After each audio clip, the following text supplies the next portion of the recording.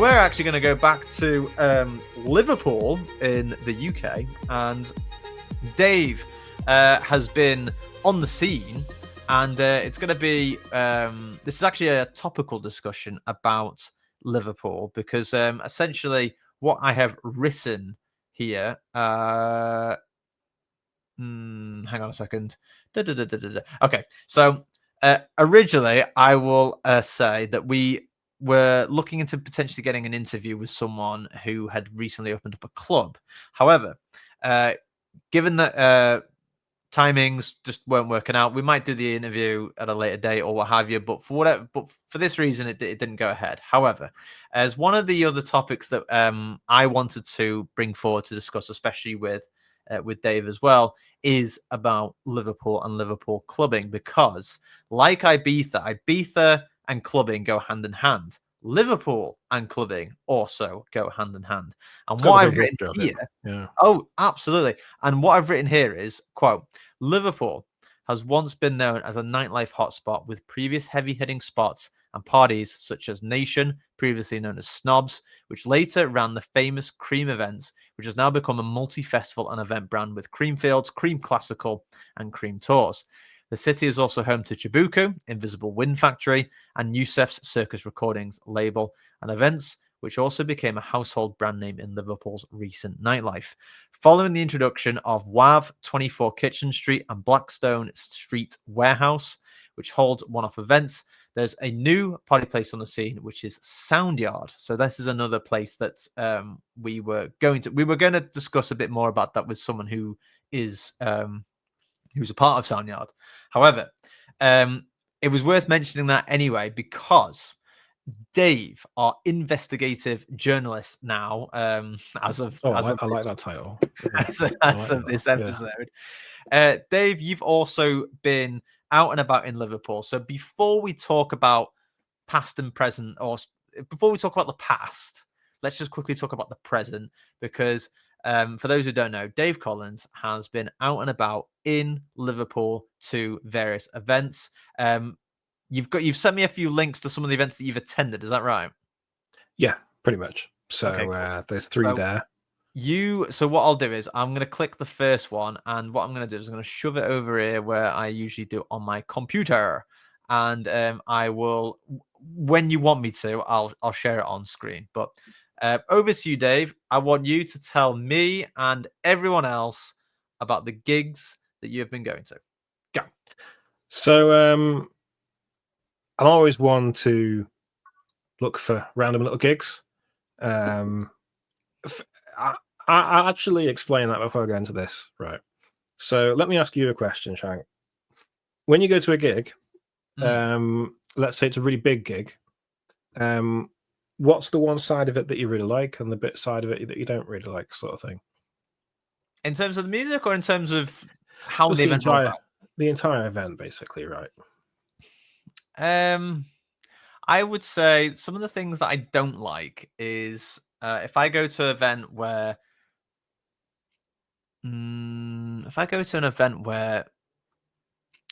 the sound system's not very good. So you hear quite a lot of distortion, especially in bass frequencies and things like that. I'm a bit of a nerd for that. But if the sound system's not very good, that's a bit of a turn off for me. So I'm a bit like, and that actually makes me want to leave soon as well. Like just because I'm like, One of the other things I would also say is if it's absolutely packed, like to the point where I can barely move, that's a bit of a turn off for me as well. Those two things come to mind straight away. So one thing I've been trying to explore recently is something we've touched on recently in our podcast, which is basically the community side of nights out, right? Trying to basically find grassroots nights that are just starting out and just seeing what they're like and talking to people and asking them why they did it, what inspires them, and just basically tapping into that, what I call the dance music community, right? That I think exists, but usually the bigger the event, the harder it is to understand where that community is, because there's so much stuff going on. You can barely talk to anyone sometimes. Do you know what I mean? Yeah.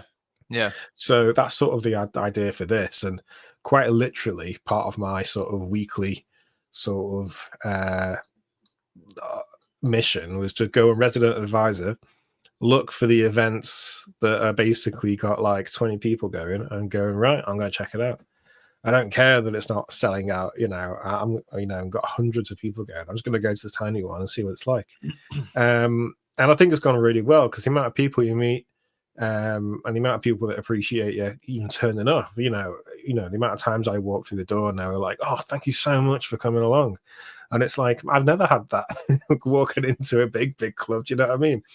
Yeah. So it's kind of like nice and refreshing, basically. But you're right. I mean, the other things, a good sound system. A lot of this is basically checking out venues that, again, we've talked about this on the show before, trying something different, being a bit brave, letting promoters take over their spaces and letting them just try to promote their sounds. Now, one of the first ones I went to was a place called Push the Sound. And I don't know if you can load up their flyers on Airchan. Can you bring it up, or I don't know? There it is. There we go. And Push, these guys did a night at the so there's a place called the Casimir Gardens in Liverpool, and they recently opened like a second room called the Cabin, and it's basically what the best described as a rave box. They got like a really good sound system in there, and people can go and just hire it out and just play some stuff. And it seems like every week they've got a different record label trying different things. And these guys are playing some like really trippy techno, really dark stuff, and that in itself is kind of brave. The entire street's doing house and disco, and these guys are doing the grimiest techno you can imagine. And I'm like, yeah, well done, guys, for trying this out.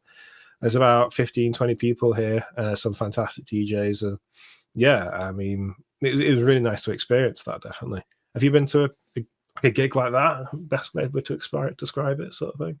Well, I mean, it's been a while for me, but like I totally get what you mean, because I know there's been one or two like smaller events I've been to in the sense to support whoever it is that's doing it. It's mainly, I'll be honest, it's usually because I've known the person, so they've sort of said, "Oh, I'm doing an event. It'd be great if you could come," and I also understand that type of help to give people, to be like, "Oh yeah, I'll come," just to be like that extra person. But it's funny. Like, one thing I will say, actually, because as you asked me in the intro of this, is that I said that one of the bit of the turn-offs for me is when a room is so packed I can't even dance. But believe it or not, like for me, sometimes for people, a turn-off will be if you go into a club and it's dead. And yeah, I get it. I can be like that as well. So if it's completely empty, then I'm a bit like, oh, okay, not great. But I will say there are those who will still be turned off at a night if there's like 5 people in there. But honestly, that does not bother me. Like, I just think that's more space for me to dance, so I actually don't mind. well, I'll So, tell you, the genius of this space is it links into the Casimir Garden. So the Casimir Garden was rammed basically all night long, which it always is. Like, it's a fantastic venue. But because this has like basically an open door policy, people that are just a little bit curious were just walking in from time to time and just listening to the music. And that was so cool. The room never got rammed, but you had a rotation of people coming in constantly and just trying out different sounds. And I thought that's really cool. So it had to get a shout out first of all, because it's kind of I like that open doorness, right? I like the idea that you can just walk in and see what it's like. And I literally saw people walk in that loved it, and it's like the first time they'd heard techno. Do you know what I mean? And I was like, yeah, bang on. That's how it should be. yeah, and actually, it's worth mentioning here a little bit of the description here. So it says here, quote, Push the Sound launches in the Cabin with a hybrid set from hardware legend Dr. Kronos, plus support from on wax from DJ CD and DJ Fabrication. Expect vibey doc techno explorations, end quote. That's from Tash Evans. And then it also says down here, a multi-genre night exploring the deeper side of electronic music, from dub techno and glitch to drone and progressive trance. Expect vinyl-driven sets and raw hybrid/live performances, focusing on texture, rhythm, and space. A curated journey through hypnotic sound. End quote. Yeah. Beautiful though, isn't it? Yeah, it was kind of a good pitch. That's where I went. So I was like, yeah, okay, that sounds good, sort of thing. And you can't go wrong with something like that. But what was the next one you went to? So the second one I didn't go to, but I wanted to add it on this list just as an example of little gigs to check out. And that's every now and then you'll see record label launches. And this was, I really wanted to go to this, but I honestly just fell asleep on the day after. But it was a record label from Portugal called Nugs on Board. Yeah. And they were launching a sister label called Red Bell Records. And I just wanted to do a quick shout out of like, you will see a lot of record labels try and launch their night sort of thing. And the next time these guys are in town, I'm definitely going to do it. But again, I think these sort of nights are really cool to try and track down, especially if you're like a producer and you're trying to get your music heard, because everyone here is in the same boat. And so that's the reason I'm mentioning it here. If you're making your own music at home sort of thing, and you want to get involved in the DJ scene, a record label launch night is like the best sort of nights to go to, in my opinion, because everyone's there to network. So that's the only reason it's in that list. So definitely, like, just thought I'd give it a quick shout out. Definitely. Yeah, absolutely, and really, really interesting poster the designs that they've done here as well. It is fun, isn't it? I like the style. It's kind of fun. Yeah, it's really nice actually, and as you can see here, quite a few people from that team. Manata, Dig This, Samuel Padden, and 4D, who's the UK artist. And as it says here, quote, "We are back in the UK to present the release party of our sister label called Red Barrel Records. From this event, we will be hosting some of Liverpool's finest, Dig This from Zuku Crew, plus Samuel Padden, 4D, and Manata. Get ready for a night filled with nuggets on the newly refurbished Capsule Club, the brainchild of Invisible Wind Factory and Liverpool-based Sun Palace Sound System, who operate the UK's only quadraphonic RLA system." See you there. I don't even know what a quadraphonic RLA system is. Yeah. Yeah, and that's another great example of another great venue as well, because obviously you mentioned the other place was Cabin. This one, Invisible Wind Factory. Yes, yeah, definitely. So next time for sure. I feel bad for missing that one out, but yeah, next time we'll definitely check out those guys. Still an interesting event, and definitely these are the ones you want to look out for, isn't it? And then you've got you linked me a third one. Did you go to this one? I did, and this was an interesting one actually. First time I've seen anyone do this. So this one was called, if you got the link there, I forgot the name of it already. Low Key, that was it, yeah. And it was on Sunday, right? So I give basically I think I went out Saturday to see a band, and then on the Sunday I was like, yeah, I want to have a bit of a party still. So I went out Sunday night, which is, Sunday is usually pretty quiet, right? Yeah. But these guys were doing what they called an ambient rave, and I was like, I've never heard of an ambient rave before. No, and reading through the description, they're basically mixing techno and like chill out and dub and all this sort of stuff. And I got talking to when I got there, I got talking to the DJs and guys promoting it. Really friendly people, man. So chill. And like the sets were like the complete opposite of how I'd expect a nightclub to go down. Instead of everyone sort of raving and dancing, they literally had bean bags out. People were just chatting to each other while the DJ was spinning records, and it was such a cool, chill atmosphere. And it's the first time I've sort of seen that happen in such a slick way.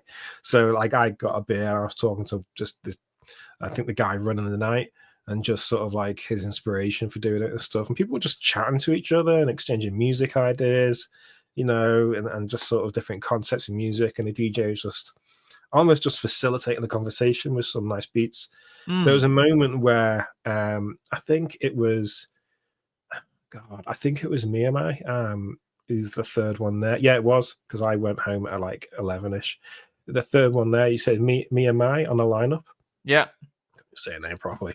But she was really good, because literally she went on the decks and everyone was just quiet observing her for like 15 minutes, just sort of like soaking in this mix until she dropped the beat and everyone started talking then, you know what I mean? Because the energy went up a level. But it's a really cool venue as well. It's called Commune. and it's super tiny, but it's got that really cool like social atmosphere about it. So yeah, again, like you only find these places if you just take a risk and just go along, and just sort of go, right, I'm just going to see what it's like. And honestly, like it's just worth a go if you want to get involved in the dance music community.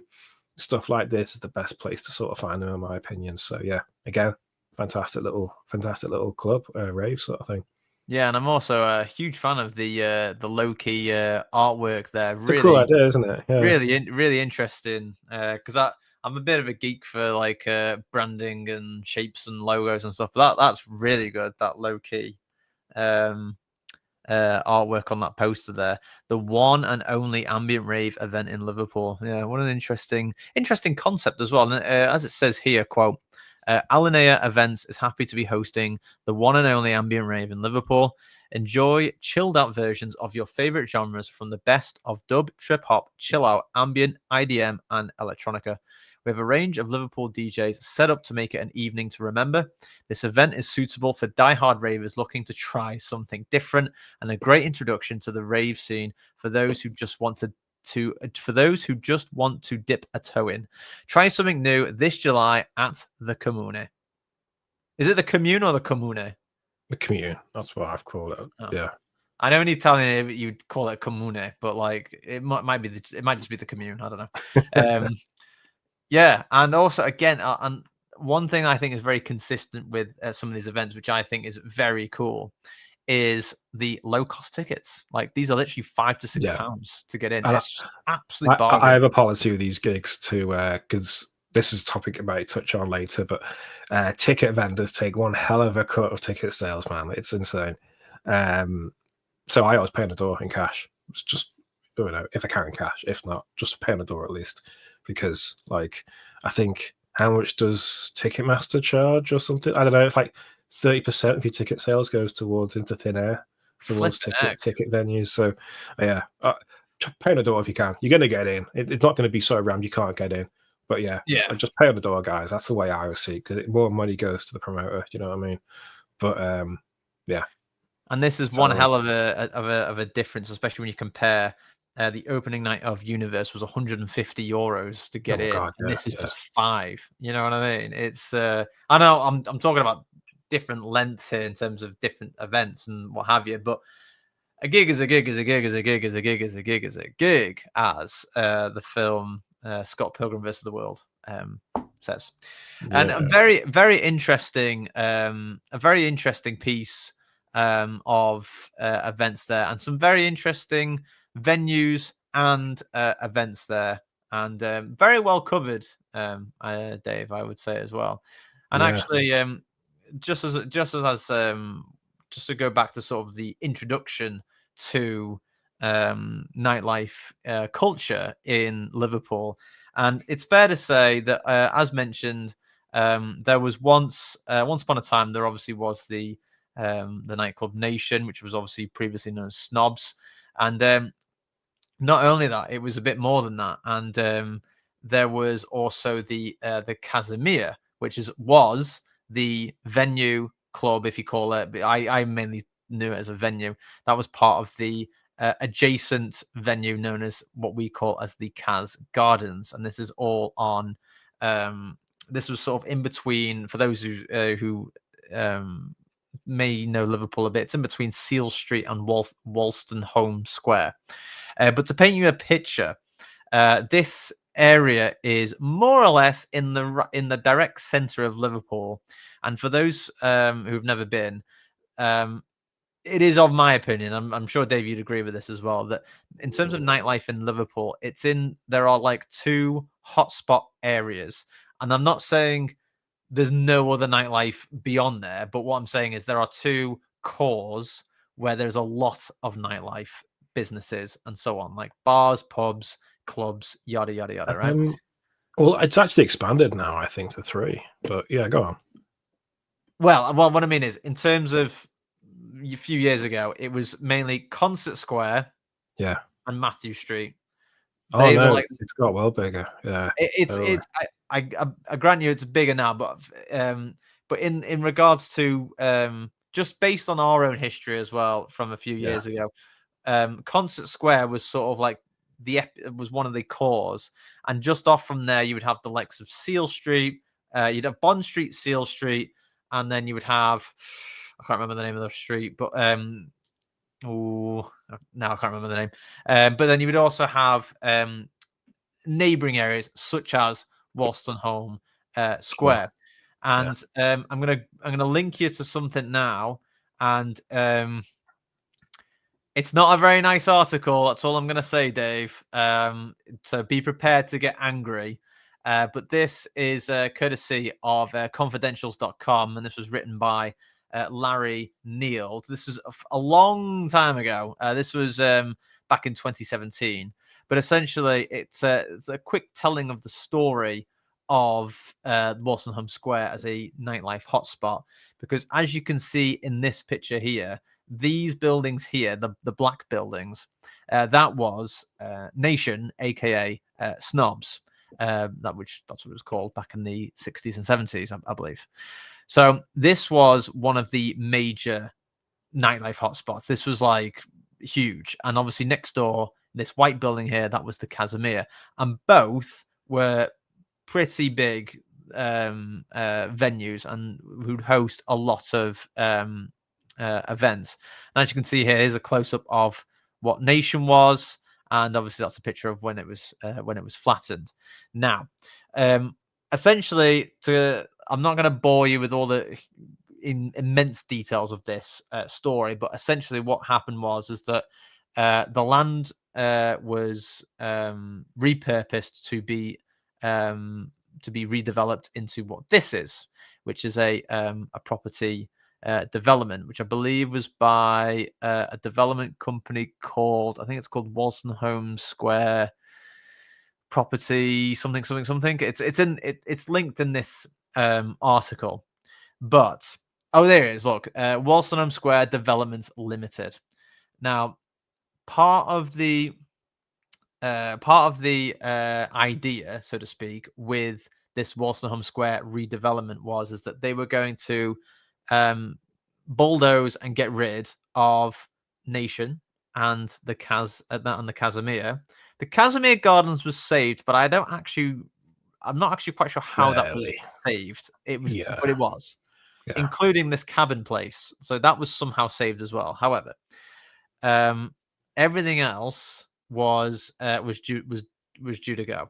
Now, obviously, there was a bit of backlash in the city of Liverpool because obviously people saw the cultural value in these two big, important venues. Now, when this was being redeveloped, there was going to be a pledge, if you remember this, Dave, that the basement of this new development was going to be the new Nation, aka a nightclub just for cream. Do you remember me telling you this story years ago? Yeah. So this was a follow-up from this so-called rumor. And the news article states here, quote, "Cream's not happening in Wolstenholme Square." And then Larry Neal writes, "A pledge to build a new club in Wolstenholme Square to replace legendary nightclub Cream, aka Nation, has been dropped. 3 years ago, when developers were finally given the go-ahead to completely demolish and regenerate what possibly was Liverpool's last unspoilt cobbled square, the late inclusion of a new basement club was seen as a consolation for destroying two of the city's most famous nightlife assets.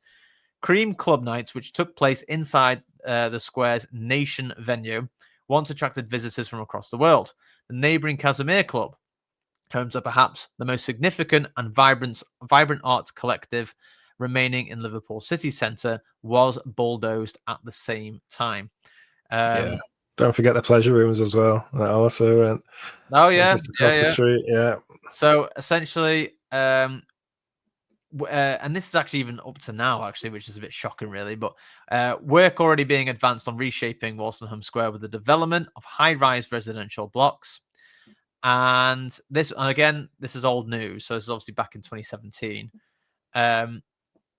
It says here, quote, "Developer Wolstenholme Square Developments Limited wants to change the scheme and scrap the promised basement club altogether. No reason has been given for the change."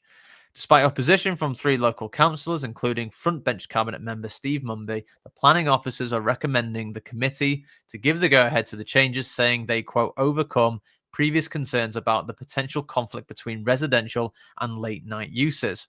Councillor Mumby and ward colleagues Michelle Corrigan and Hetty Wood have each objected to the application, saying the proposals represent a fundamental change to the original scheme, which conflict with the rope walks planning framework. They also say the changes threaten massive damage to the city. What it now emerges is the permanent removal of Cream, aka Nation. Now there is a little bit more to this, right? Which this has never sat well with me, because so the first bit is obviously these developers now just backtracking, saying we're not actually going to make a club anymore, and they changed the scheme. But you can't really see it here, but in this picture you see there's a little building here. Now there was an adjacent building called the Sawmill, right? The Sawmill, Yes. and it was sort of part of Nation, right? Because it's going to real test of your memory, Dave. But you remember the courtyard room? Yeah. Do you remember, like, say if you're at the back of it and you're facing forward where the stage is? Do you remember that bit on the right hand side where there was another bar? Yeah.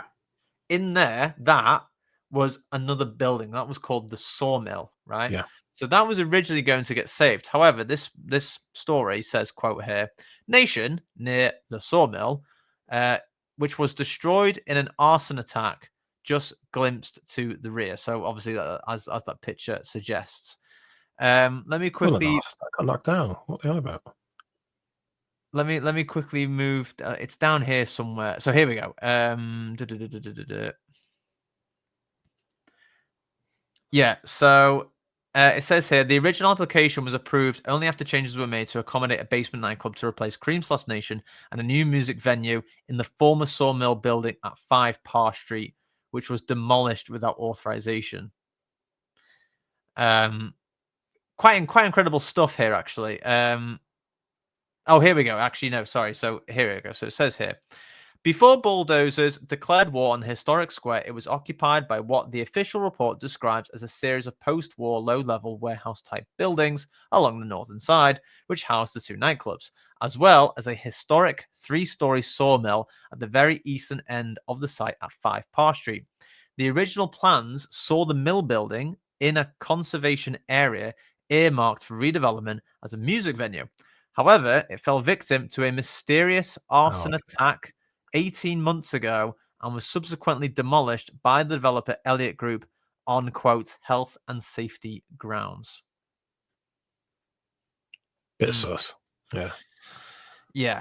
Anyway, so the revised development as now proposed would comprise of 4 new buildings with staggered heights varying from 7 to 10 stories. These buildings contain 448 units of residential accommodation above ground floor commercial units. A number of local residents have commented on the amended scheme, some expressing concerns and describing the deletion of the planned club as a, quote, huge shame, as this was an important asset to the culture, to the city's cultural identity.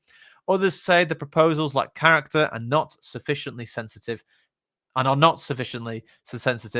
the historic and culturally sensitive location this site occupies. Another local resident says, quote, the flats are bland, unbelievably small, and poorly designed and will only create small, poor quality, generic accommodation suitable for the buy-to-let market rather than for couples or families, end quote. I'm gonna finish here with I think it's down here. In their conclusion, the planners say, and this is in regards to the amended plan, where it's the removal of the club. In their conclusion, the planners say, when completed, the scheme will substantially change the character of that part of Rope Walks into a modern mixed-use area containing ground floor bars and restaurants with a substantial residential offer above. The planning officer adds, quote, whilst concern has been expressed for very understandable reasons about the loss of two valuable assets to the city's cultural offer. The omission of these elements of the scheme is outside the control of the local planning authority. The proposals as amended still provide for the redevelopment of the site and deliver the economic benefits that the previous scheme achieved. The changes also overcome previous concerns about the potential conflict between residential and late night uses. End quote. Dave Collins, I was quite angry or quite annoyed when I read this story because obviously, for those to add extra context to this, now Dave, you've been to Liverpool recently, but it's all right if you didn't notice. But the last time I went to the Wolstenholme Square area to look, right, the last time I went there, there is still fencing around the ground floor commercial units, and they are all still empty. Mm-hmm.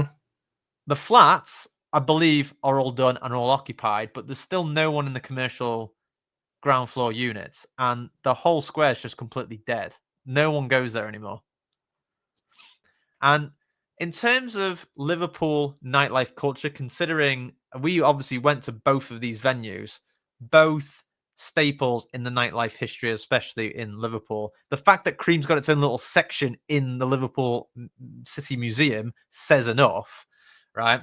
And as you rightfully said, Cas Gardens, you said was busy. Cabin, obviously, a few people here and there, right? Now, what does that tell you about Liverpool nightlife? Because if the Cas Gardens is busy, right? Like, what's gone on here? Like, is this a case of Liverpool took 2 steps back in terms of its nightlife culture? And do you think it can be saved? Dave Collins. Well, I can only say what I thought was the situation, and my thoughts on the situation were the owners of Nation wanted to sell up anyway, right? And it was either they sell the building on or they just shut it down. People don't really remember, but towards the end of sort of the Cream Nights, they didn't happen every weekend. They happened maybe 3 times a year, basically. Yeah. So that venue is only open about 3 or 4 times a year in the last couple of years of its life, whereas in the past it was open every single weekend. So that's the situation that venue is in. So the fact it was getting knocked down or sold on, yeah, I can sort of understand that, to be honest with you. It's a real crying shame because I really like that venue. But yeah, when you've only got 4 gigs a year, yeah, it sort of makes sense. Now, if they're going to build a new club, then that's great. But I think what's happened to Liverpool at the moment is actually probably more beneficial than people realize. I'm really happy that the Casimir survived, the Cas Gardens, because I think that's kind of a unique place anyway. Yeah. What's happened now is since Nation has shut down, a lot of brands and basically other clubs that used to go to Cream have started their own parties and their own brands. And that's sort of had this effect, especially since COVID, of basically loads of little grassroots things popping up. There's more grassroots stuff in Liverpool now than I remember there being when Nation was about. Yeah, right. And case in point is 909, if you know that brand. Yeah. 909 is basically a bunch of people that said, we used to love going to Cream and we were gutted when it got knocked down. So we're just going to continue the parties in the same sort of vibe of what Cream used to be. And their events are sick. They're really good, man. Like recently they had Sasha and John Digweed back to back. They had that at the Dome. Again, the Dome's a new venue, which has sort of been brought out of nowhere. Yeah. You know, 24 Kitchen Street, that's a new venue. That's sort of, it's not the newest, but it's newish, you know what I mean? WAV is pretty new. The Blackstone Street Warehouse is new. Invisible Wind Factory, as far as I know, is sort of, all these places came from the ashes of Nation getting destroyed. So it was sad to see Nation go, but I think it was for the benefit of the club scene in general, because they always say that you can't have, if you've got a giant juggernaut club in the city, it sort of bleeds the club culture dry a little bit. And what's happened now is the juggernaut has basically fell, and you know, loads of little brands are popping up all over its corpse without sounding disgusting. Do you know what I mean? But everyone's sort of vibing with what Cream was and doing their own versions of it. And I think that's great. I love that so much because I think that's more about what club life is than just having a big super club. in a weird sort of way, I feel that at the moment, Manchester and Liverpool have got like opposite cultures in the how things are getting done. So Liverpool's got loads of the grassroots stuff and things going on.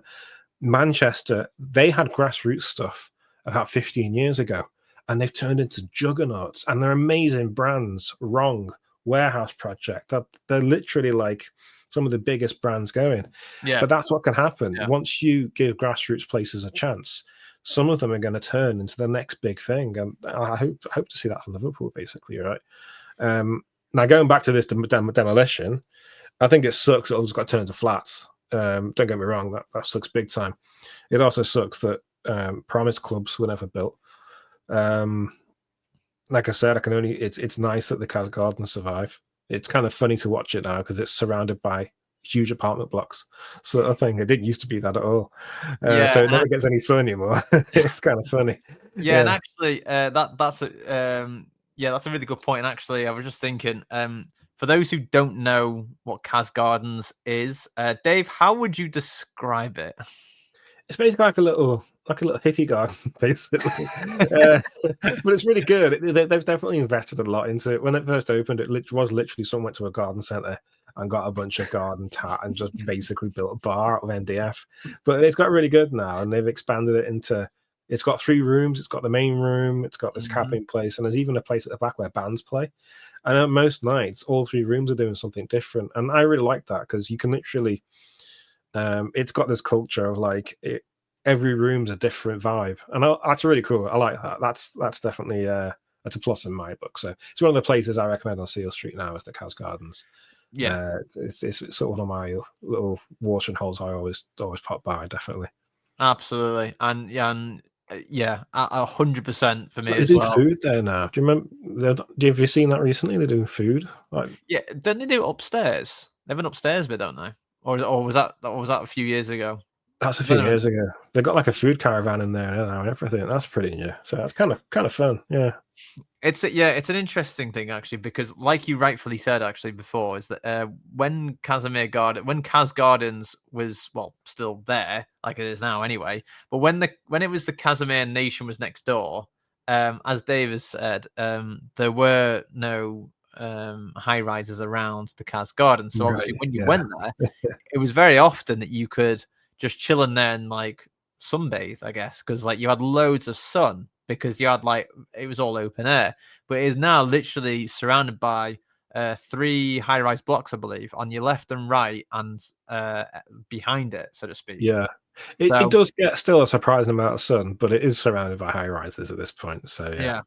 And to describe it as well, and I'm hopefully I'm going to do it some justice here, but the reason why we like it in particular is simply because it's something that when you were walking up and down Seal Street, and when you see it for the first time, there's genuine intrigue and curiosity because It's like a little bell tower. It's just sort of random. Yeah, it's simply like a wooden fence, but then there's like a little doorway, and above that doorway, as Dave said, there's like a small bell tower. And like, it's the most bizarre thing you've ever seen. And then obviously when you walk through this little doorway, you're in the Cas Gardens, and it's not grass or anything like that. It's like pebble, isn't it? It's like pebble, it's like gravel and stuff like that. Yeah, pebble gravel grounds. And now I think half of it is indoor now, isn't it? They've got like a little canopy thing. Yeah, they've got like a tent thing which they put on at night, basically. But it's really cool. It we can talk about venues that we like all day long, but they always have DJs playing on wax as well, which is always appreciated. So like that's a really nice thing to see. It just gives it a nice sort of culture, definitely. Yeah, it is. And just in regards to nightlife culture, now obviously we can't speak for all areas because we'd be here all night essentially. But I mean, obviously we've largely covered the Concert Square area and Seal Street and what have you. And now I know some people who will be local to Liverpool will be probably saying to us like, "Why aren't you speaking about Matthew Street, for example?" The only reason why I'm not going to mention it that much is because, first of all, it's probably one of the most famous streets in Liverpool, and virtually everyone knows Cavern Club. So a lot of tourists go there because they know it's all there anyway. So I'm going to refrain from commenting that much just on Matthew Street, just based on that alone. But and also, I would also like to say Matthew Street has, I don't think that's ever changed. It's still as it was years ago. The only reason why we mentioned Concert Square and Seal Street in particular is just obviously just to cover things such as Nation and the Casimir that have disappeared, which you could argue was tragic. But like you said, Dave, it was it on just borrowed time? It sounds like it. Yeah. And yeah, I think it was personally. It's not like the Cream have stopped their events. Cream Classical is a thing, Oh yeah. And Cream Field's as big as ever. So I don't think the brand's gone anywhere. Far from it. I'm going to bring you to this as well, actually, to this other story from, again, confidentials.com. And this is about 10 streets, the coolest places to visit in Liverpool's North Docks. So to describe once again, 10 streets is like the coined term for the area in which, obviously, as it suggests, the North Docks of Liverpool. But Dave, just to add some context to this, in case you haven't heard this term before, but this is where we're talking about Blackstone Street Warehouse, Invisible Wind Factory, all of that area. So they're calling it 10 streets because that's literally what it is. Now, obviously, this article is covering all aspects of the 10 streets area, and its regeneration has mainly stemmed from the regeneration of this huge warehouse building. It's literally the most enormous thing you've ever seen in your life. Look how bloody long it is. It's massive. And then also the Everton Football Club Bramley Moor Dock Stadium, which is currently under construction as of the time of this recording. However, there are other things that are knocking about in this area that is, again, stuff to do in the daytime, but there are things obviously to do in the nighttime. So things such as 10 Streets Wine, Invisible Wind Factory, as it mentions here. There are still some of the old school pubs here as well, and also things like the 10 Streets Social as well, where you can get mixture of food, grub, and drinks, and then another recording studio, Vulcan Recording Studios, and the Murphy's Distillery and Bar. It's fair to say that, especially judging from this article, that the future of Liverpool nightlife culture may rest in areas such as this. Dave Collins, you've obviously been around in some of these areas, as have I as well in recent times in the previous years. Would you say this is going to be the new hotspot? Well, it's funny you saying earlier. Like, I think there's two hotspots at the moment, actually. 10 Streets is sort of new. It was really run down for a very long time. I'd say parts of it still pretty much are. But the venues I always sort of know this area for, I always call it the Glegg Street area, because on Glegg Street is where WAV is, right? WAV's expanded a lot recently. I think they've doubled the size of their venue already by having an outside area sort of thing. Actually, and WAV is part of this 10 Streets area as well. Yeah. And then down the road, you've got Meraki, and you've also got the Invisible Wind Factory. Yeah. You've got Pirate Studios knocking about, which is the first time I went in the area to try and find some, again, Pirate Studios is really good. If you've not been there, it's a pretty cool little studio.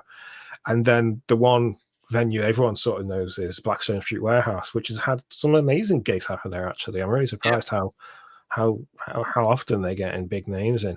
So that's what that area is known for. And it's definitely getting bigger and bigger, definitely. And it's sort of nice to see. It sort of shows that music thrives, and it's kind of odd. You can tell it was the cheapest venues in town, but it's sort of music has rejuvenated the area, right? So I think it's a good use case for how nightlife culture can basically make things new again. Like, totally, this is literally a story of it. You're seeing it happening live. So yeah. The other side of town, which is probably a bit more, it was going through this phase about 10 years ago. And that is basically where 24 Kitchen Street is, the Arcane's Brewery. Yes. All that area is, honestly, mate, I walked down there the other day, and it's really good now. They got like a skate park, and they got loads of little cool bars and venues and stuff. And I'm like, man, this is actually really fun. Yeah. So like, it's expanded in both directions. For context, that's on the south end of the town, and then this is on the 10th Street is on the north end of the town. So it's going out like this, right? So yeah, and actually, I'm sure Liverpool residents will be screaming at me for this, but yeah, actually, I did actually forget about the Baltic Triangle. But yes, yeah, like Dave says, Kane's Brewery has been there, and yes, there are multiple hotspots around there now, and yeah, that is obviously the trendiest area. God, I can't believe I've missed Baltic Triangle. Oh God, honestly, yeah, mate, it surprised me because I remember that area being a bit drab. I walked down, I was like, man, they've really invested quite a lot into this. So yeah, fair dues. yeah, absolutely. And oh God, what's the name of that venue? There's a venue there, isn't there?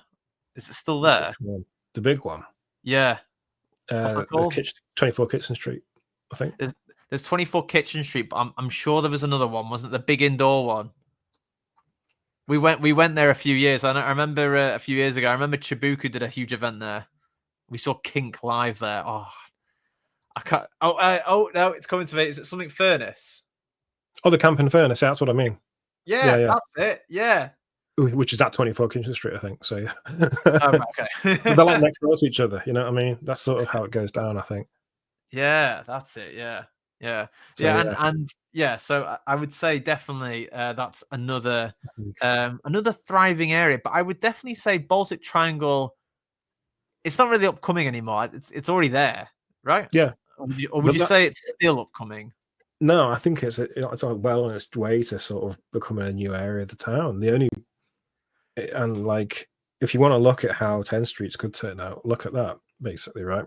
Now, the only thing I will say is usually nightclubs tend to go to the cheapest area of the town because, like up and coming, like grassroots stuff. So I'm not quite sure where they're going to move to after 10th Streets gets sort of done up. But that's always the story of these sort of nightclubs, right? It's they basically rejuvenate areas that are basically, essentially rotting away. Like that was the best way to explain 10th Streets. It was a lot of buildings literally decomposing. So, and it's starting to get some life back into it, which is great, definitely. Yeah, and just in closing, actually, with this conversation, just regarding Liverpool's nightlife, yeah, obviously, there is that relationship of hotspots opening up in sort of rundown areas of Liverpool. They thrive, bring people in, and then all of a sudden, people want to invest in the area because they can see a lot of people hanging around there. Now, obviously, it is possible for clubs to remain there even after development and investment has come in.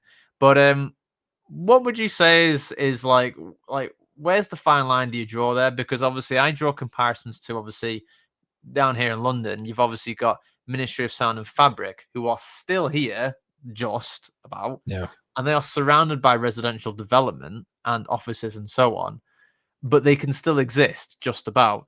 Do you think that's what's needed for Liverpool, or do you just think they will just continue to just open up in rundown areas until there's nothing left? What do you reckon? I don't know. We'll have to see how 10th Streets goes, to be honest with you. I think it can coexist at the moment. I don't see any reason it couldn't. It's not like they're knocking down buildings at the moment. They're repurposing buildings that already exist, from what I understand. So, yeah. But it's nice to see, right? It's one of those stories of how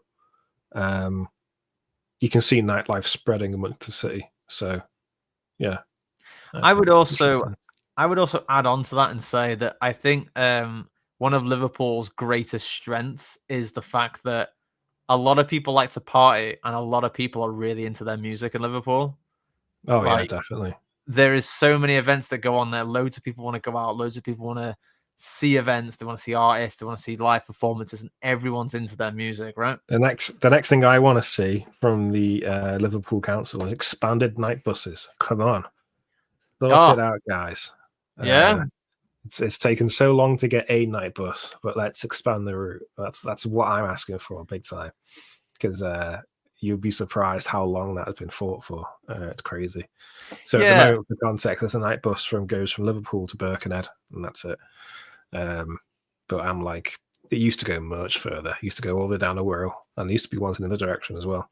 going in like towards Liverpool sort of thing. So yeah, that's what we need now. We need more options for people to get home. Essentially, right? That's a big thing.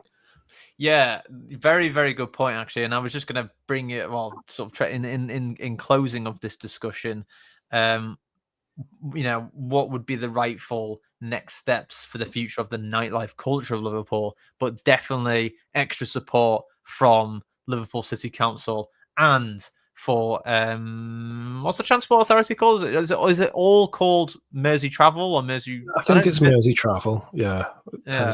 I mean, I'd like them to do night trains, so that's Mersey Rail, right? So that's sort of where I'm vibing from. So, but I mean, a bus is a nice alternative if they can't do trains. So, Yeah, agreed. And actually, I have been on one of the last trains back out of Liverpool Lime Street. Oh, it's a ritual. Yeah, and yeah, I think it's like 11 or 11:30, and I remember getting on that train, and I was amazed to even found a seat. But it was absolutely packed, and it was only two or three carriages. Yeah, but I will say, yeah, everyone's forced to take it. This is the thing, and yeah, I think it makes a lot of nightlife in the area suffer a lot because you can definitely see a significant drop come midnight because everyone goes home, and it's like, man, if you would just think about this, you could help a lot of businesses and a lot of people working as well, right? If you're in a bar and you got to work till 2 a.m., you're stuck in the city all night. You know what I mean? Like it sucks so much, like the way it is at the moment. So, the only benefit I've seen from all of this is more people are doing day parties,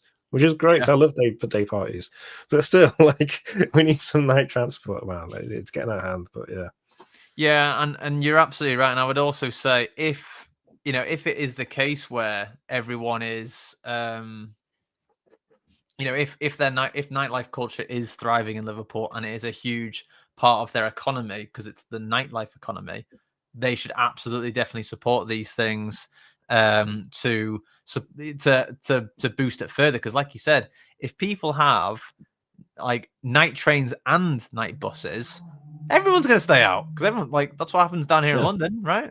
Yeah, totally. And well, we can but request, So.